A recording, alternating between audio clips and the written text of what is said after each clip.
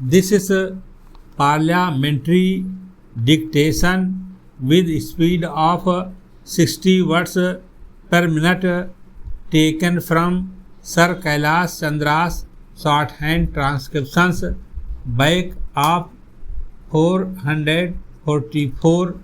Please like, share and subscribe. Ready? Considerable opposition has been voiced in regard to the inclusion of persons liable to the payment of land revenue in the scheme of compulsory savings. It has also been suggested that if it is not possible to exclude this category altogether, a higher exemption limit may be fixed for them. We have very carefully considered these suggestions. May I inform the House that before the bill was drafted, there were detailed discussions with the Chief Ministers and Finance Minister of the state, and the conclusion reached were that in a comprehensive legislation of this type, it would not be appropriate to exclude the rural sector, which has also had its fair share of rising income and growth in agricultural production and economy. A very large proportion of investments made by government has been on multi-purpose river valley projects for providing irrigation and electricity facilities. The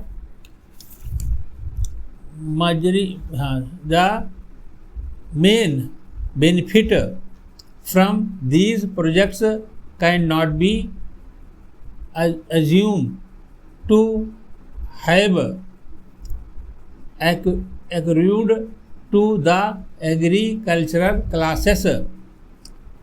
On the other hand, land revenue rates have not increased in the same proportion as the other forms of taxation. It should also be borne in mind that on an average the land revenue liability is less than 2% of the total agricultural income, and as such compulsory deposits at about 50% of the land revenue payable at the rates in force in 1959-60 cannot be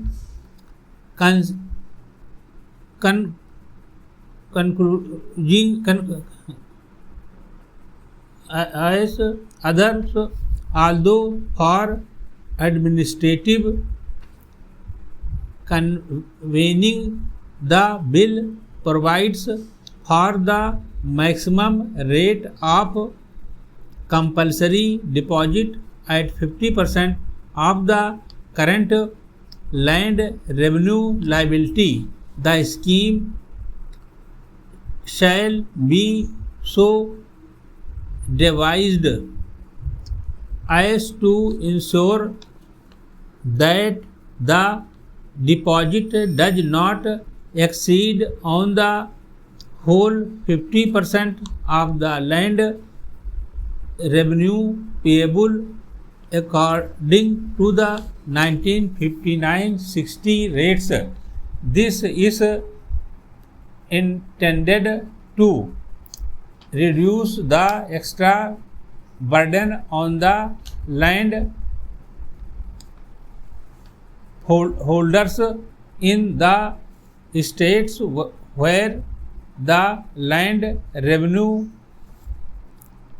rates have been increased in recent years.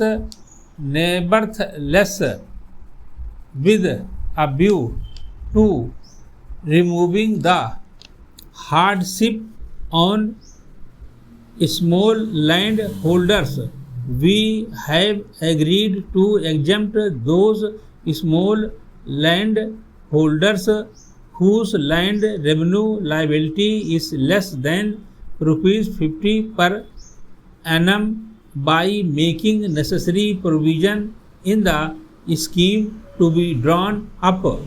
As a result of this exemption, almost half the total land revenue payers would be excluded from the scope of compulsory savings.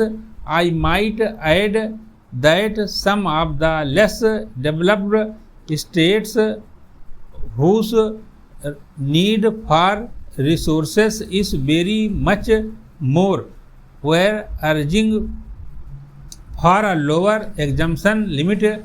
We have not found it possible to agree to any decrease in the exemption limit. So, in the circumstances, this bill derives the approval of the House. Stop.